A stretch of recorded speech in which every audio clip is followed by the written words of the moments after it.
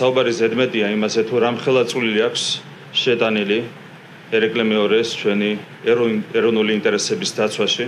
ის არის პატრიოტიზმის ნამდვილი სიმბოლო, ეს არის პრაგმატიზმის ნამდვილი სიმბოლო, სამშობლოს სიყვარულის ნამდვილი სიმბოლო და მან მოგცა მაგალითი, რომელთაც თითოეულმა ჩვენგანმა უნდა ვიხემძღვანელოთ. ეს არის ის, რაც ჭირდება ჩვენს ქვეყანას. ეს ძეგლი ერთგვარი გზავნილია ჩვენი შვილებისთვის, რომ საქართველო მარადიულია თავისი ისტორიით, რომელიც ხან ბრძოლით, ხან შენებით და რაც მთავარია, გონიერი პოლიტიკით დღემდე მოგვიტანეს ჩვენმა წინაპრებმა.